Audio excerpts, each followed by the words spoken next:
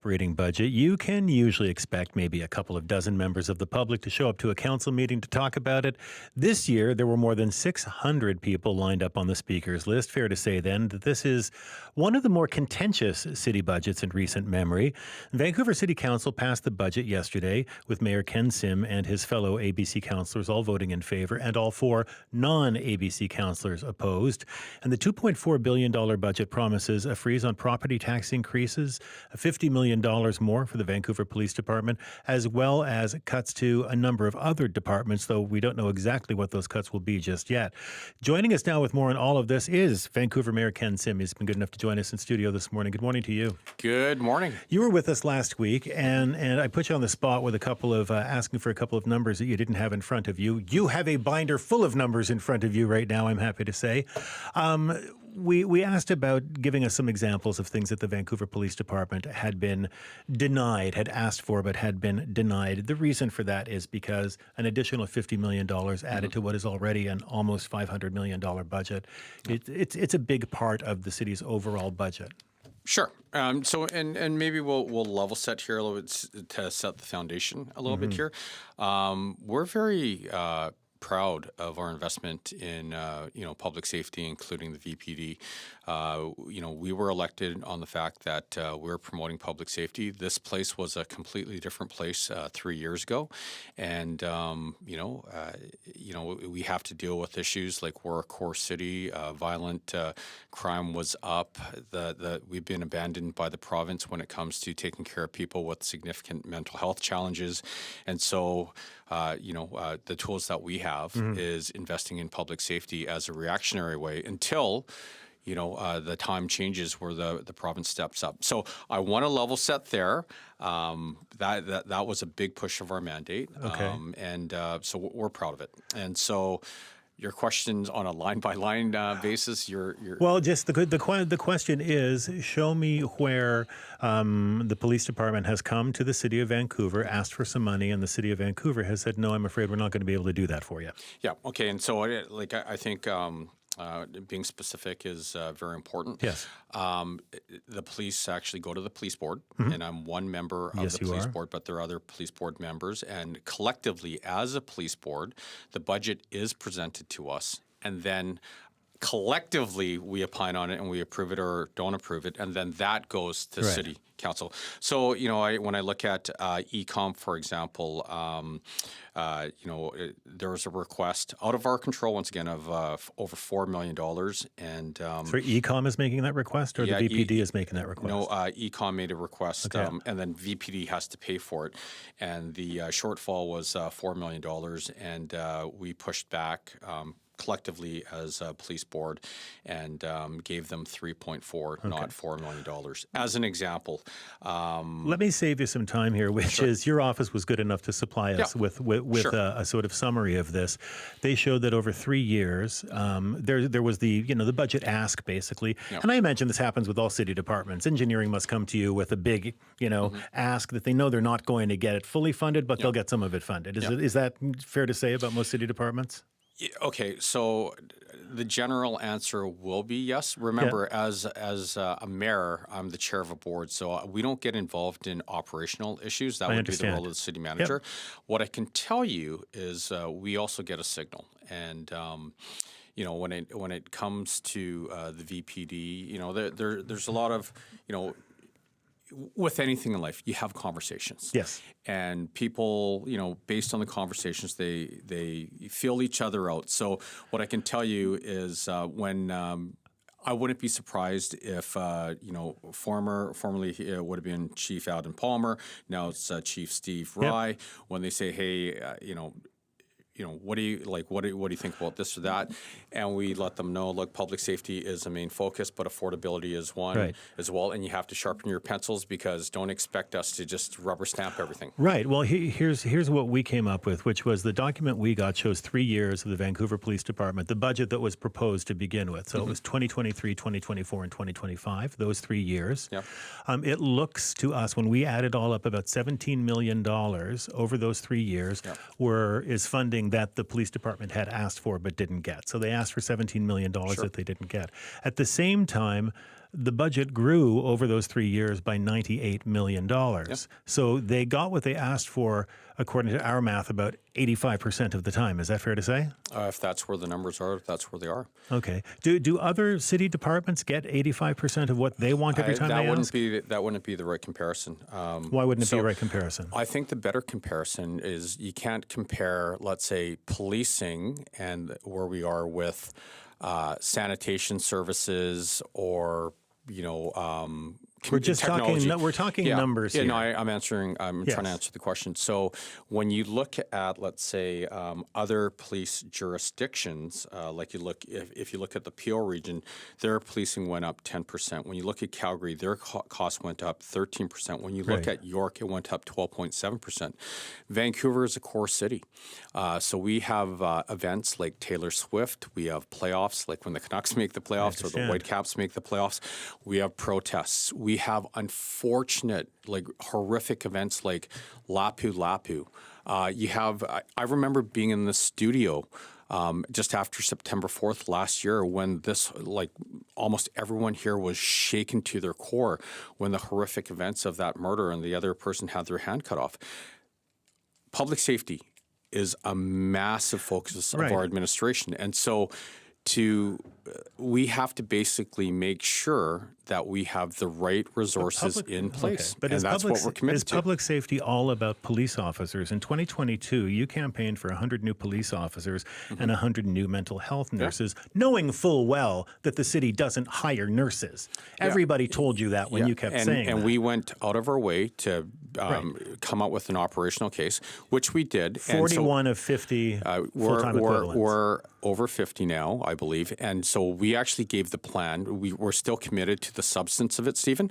We gave the plan to the health authority. The health authority said, no, this is how we'd like to operationalize it. And we even discussed it in chamber. We even asked them a couple of months ago, would they like to change it? And they said, no, they're very happy with it. So that's that.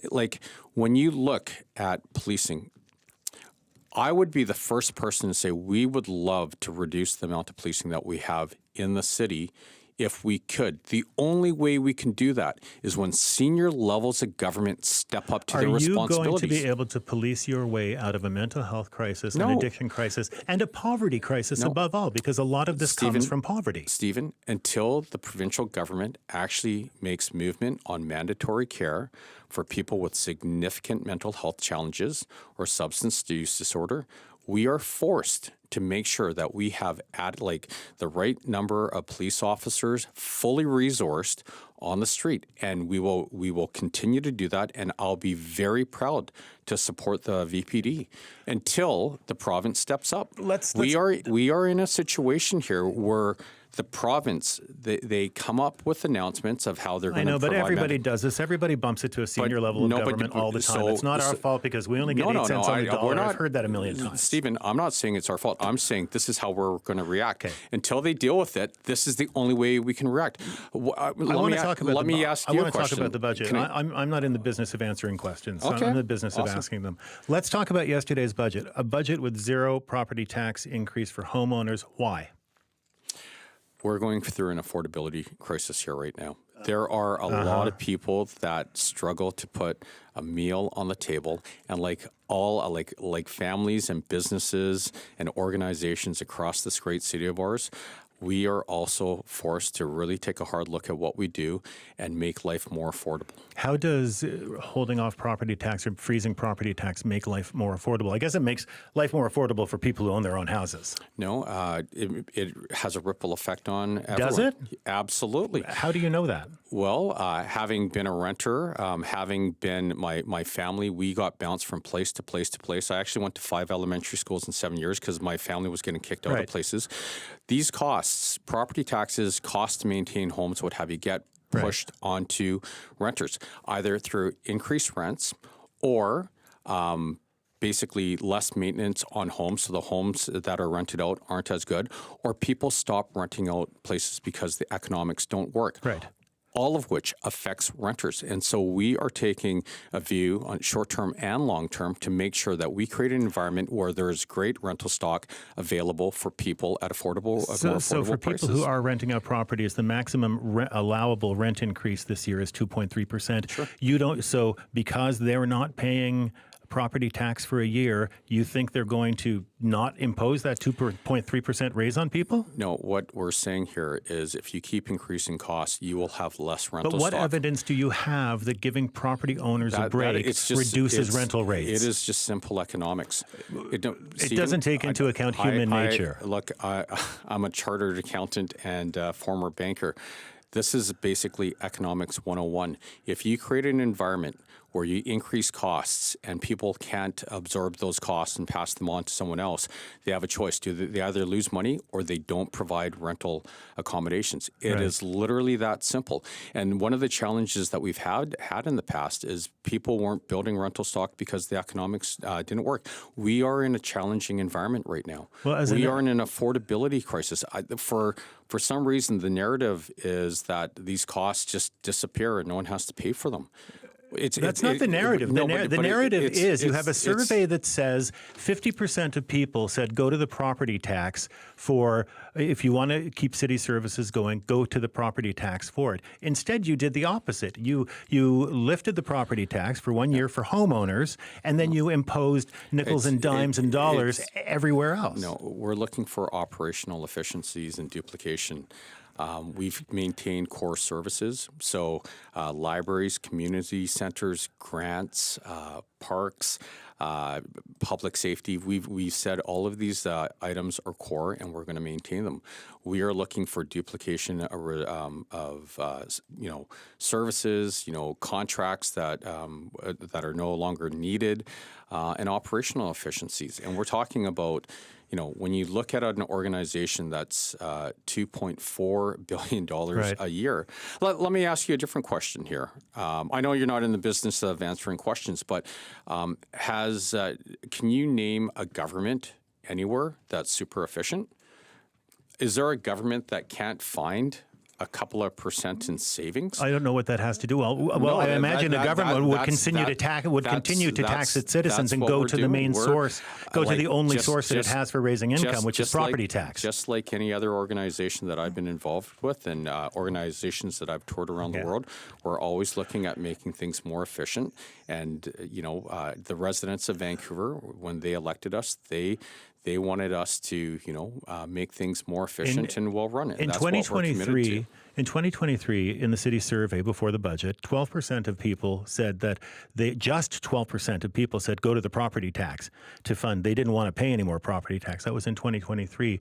Taxes then went up 10.7%. You raised taxes 10.7%. In 2024, 23% of respondents said they'll pay a higher property tax to keep core services intact. 76% were opposed. Property tax then went up by 7.5%. Here we are in a year where the survey now shows that it's 50% of people are saying go to the property taxes, and you're saying, you know what, we're going to give you guys zero taxes. This is an election year budget, is it not? No, so when you go back to when we're first elected, we inherited a dumpster fire and we had to reset. Do you think COVID may have anything to do with the financial position of the city at that time? It had a big part of it. Yes. And also our fire department was, for the first time in 8 years, it's fully funded under our administration. For the first time in 15 years, the VPD is fully funded. Inflation was high and we had COVID and our reserves were depleted to almost under 3% of revenue. And so we had a lot of things that we had to fix. But let's be very clear. We're the most fiscally responsible administration out there. What is that? How do you know that? How do you quantify that? I'm trying to answer the question. Yeah. So we reset. We basically, the analogy I'd like to give you is there was a leaky roof that we had to fix. So we fixed it. And every year since, we have progressively gone down in terms of property tax increases. This year, it's zero, means zero. And it just happens to be an election year. And next year, we're committed to, you just watch what we did this year and look next year. We're committed to making life more affordable. Are you going to do it for the again residents. next year? Is there going to be a 0% property tax increase next year? We are committed to making sure that this place, we make life more affordable for the residents of Vancouver. Right. And you're looking at anywhere from total costs of, well, $261 million to $281 million is the city's end for hosting FIFA. You're looking at those costs up front next year. Are you going to keep property tax at zero again while you're incurring those kinds of costs? And yes, I know they will pay off in the long run. You've said as much. Well, but you're going to have to pay those upfront costs. So FIFA, where's that money coming from? So FIFA, actually, the city's on the hook for $5 million. Yeah. The provinces are on the hook for everything else.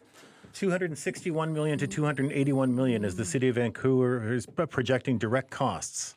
Yeah, and the province is backstopping us, and the money will be generated through a hotel tax. Yeah, and a hotel tax is going to bring you $281 million? Over time it will. Not to mention $54 million for the expected cost for services delivered by other public sector services. I mean, it's a lot of money. And I guess my question is, why don't you go to what has always been, in fact, with zero exceptions, there's never been a year that I can find where the city of Vancouver didn't raise property tax somewhat. This is unique, what you've done. Yeah, I think that's something that should be celebrated. The fact that we are committed to zero means zero. We're making life more affordable for the residents of Vancouver. And let's be very clear. Once again, I want to go back to the FIFA thing. The city of Vancouver is on the hook for $5 million. We are hosting the equivalent of 30 to 40 Super Bowls. I've said that from the very beginning, and I have no idea what that means. It means the viewership on this is off the charts. This is a world-class event. For $5 million, we are hosting 7 games. The economic impact on the city of Vancouver is in upwards of $1 billion. Yes. This is a winner on multiple levels, and we are on the hook for $5 million. This is a no-brainer, and we celebrated as well, and we're super proud that we were able to, get that deal. That deal is on the table for the city of Vancouver. It's a home run. Mayor Sim, we have to leave it there. I like your mixed metaphor analogies. It's a home run for FIFA. We're trying to blend sports. I'm enjoying that. Listen, really good to talk with you. Thank you very much. Really enjoyed today. Okay, Ken Sim, the mayor of Vancouver.